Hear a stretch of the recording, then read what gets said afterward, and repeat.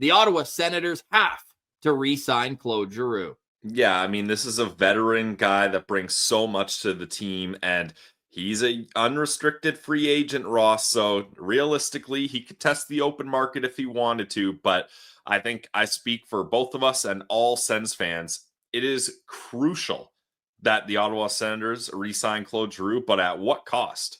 That's the big question. We'll get into AFP analytics projections. They do great work. We'll link their entire graph in the episode bio. They've got projections, comparables for every free agent. We'll get into all the Senators ones throughout this show. But with Claude Giroux, I just don't want the Senators to rest on the laurels that he's home, he's happy here. Let's make it a very friendly deal for the team. I think that could be a slippery slope and could backfire. We saw it backfire last time. Now, it's not the same circumstances, but the last time Claude Giroux was an unrestricted free agent, the Florida Panthers, who he had just been traded to, that trade deadline offered him a 1-year, $1 million contract. Like, that's not going to fly. I mean, but Ross, that was the Florida Panthers being like, let us save $5 million and we'll give you a Stanley Cup, which would have been the exchange if he would have re-signed.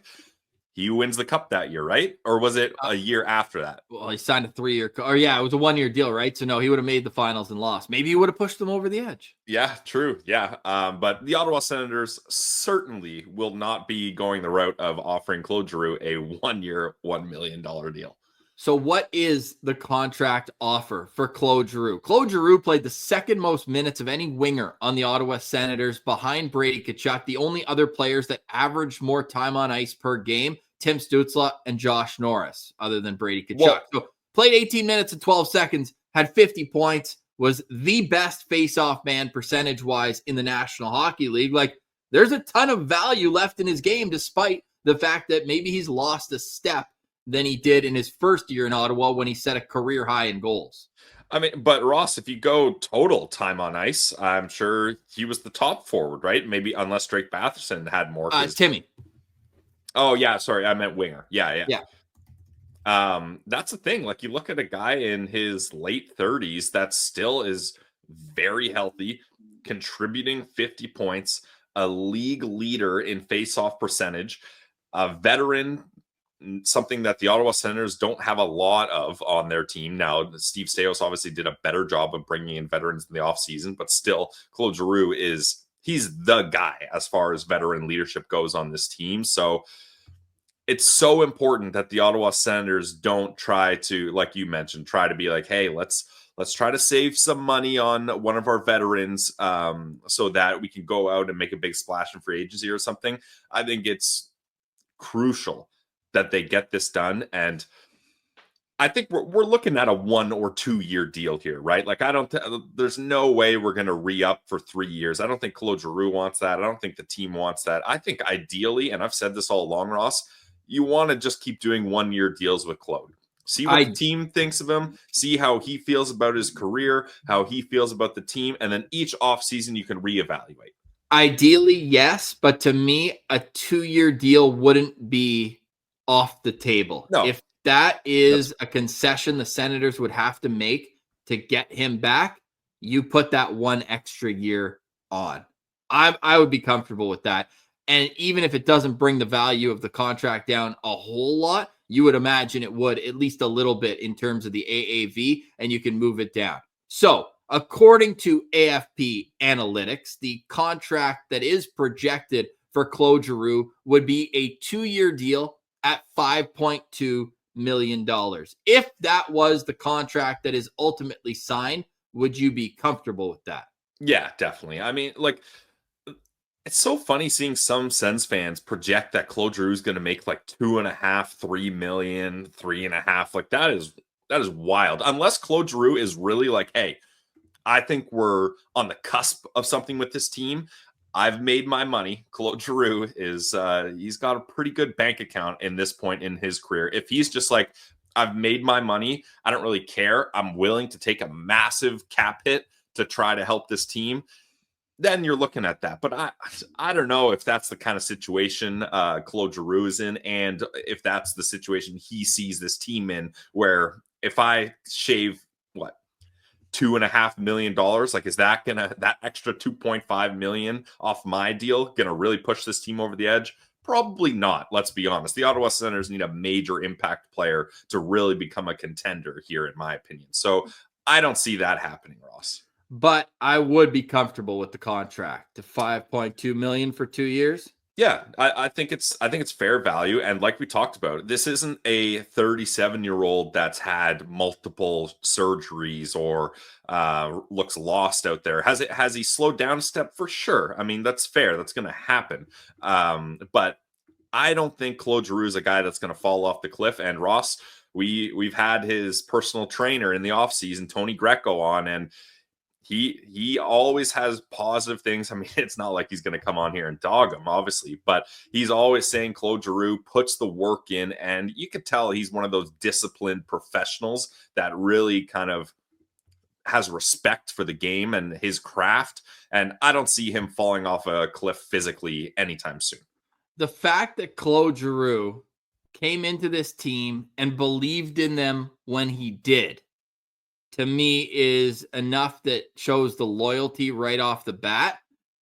But it's the continuation of how he's played that gives me confidence that his style is going to continue on. And I'm one game shy here on his career totals with the Ottawa Senators, but you can see that he's been an impact player, and he said in his exit interviews that he believes he can still be an impact player. This guy led the entire National Hockey League in face-off percentage this season. And for those who say he slows down, you look at it, and he was tied for second on the team in points in the playoffs. Now, the face-off percentage took a hit. The Leafs were the second best face-off team in the league this year. Ottawa was fourth.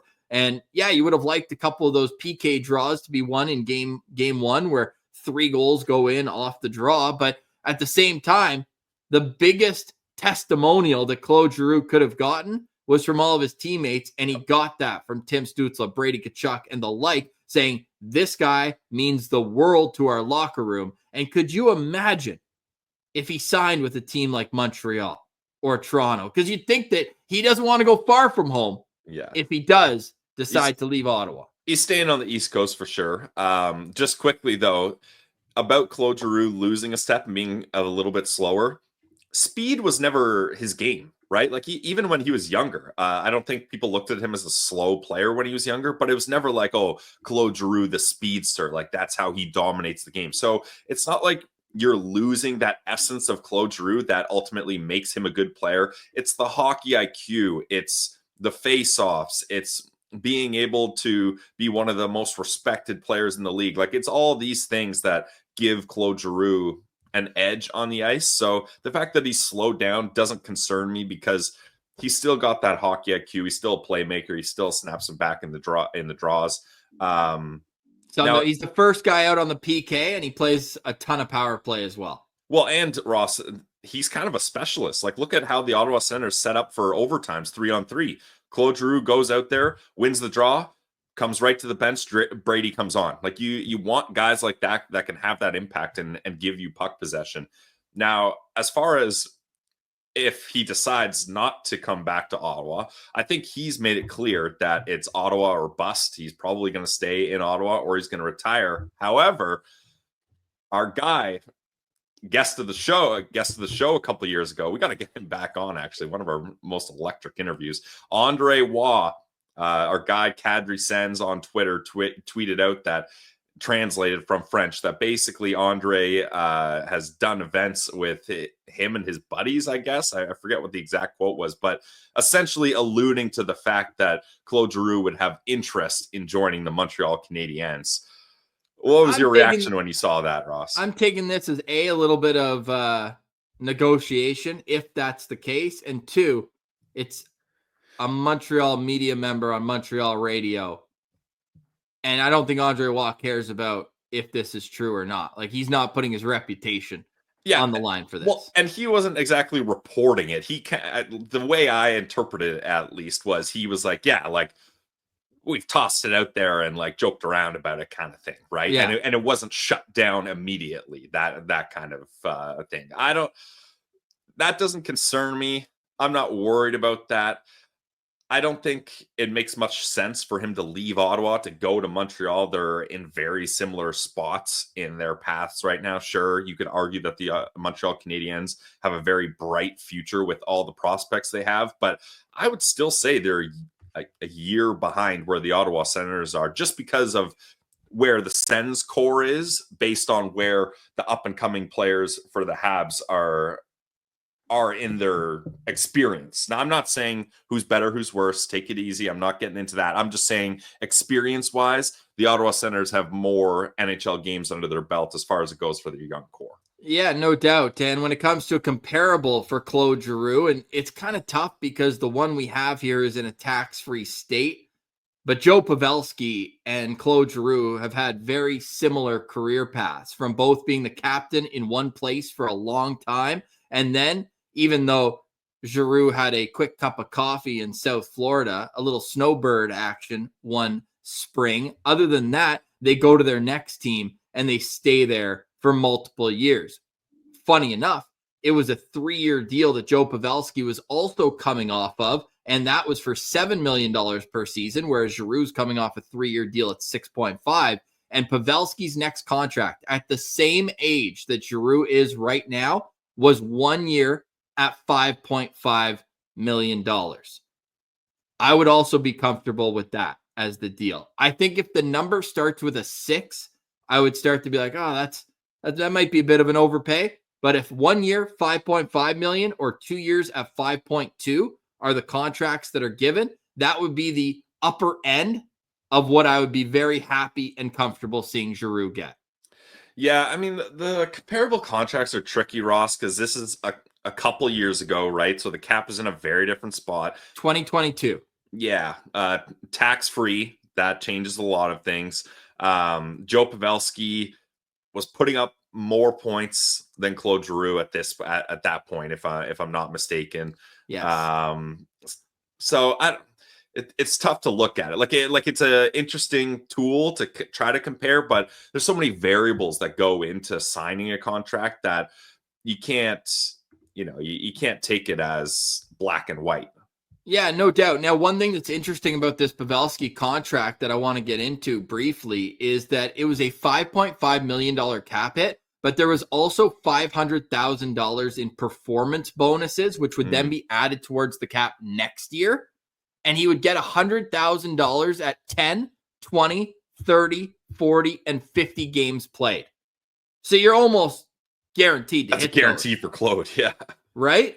So that's one way to kind of defer a bit of the money to next year's cap, where you expect it to rise once again. So there are ways that you can get into negotiations and make it fair for both sides. Claude Giroux is rep by Pat Brisson, who's one of the top agents in the National Hockey League. You'd imagine you'd have a good relationship with Steve Staios, and it will be fascinating to see where this goes. I hope it gets done sooner rather than later. This would be one of those where I'd be really happy if this segment is aged like in 5 minutes. The sooner that you can get this contract done, the better. It is the biggest question mark for me when it comes to the cost certainty around this team, and then you can start building the other pieces around it. This will be the single largest contract that's given out to any of the Senators' restricted or unrestricted free agents.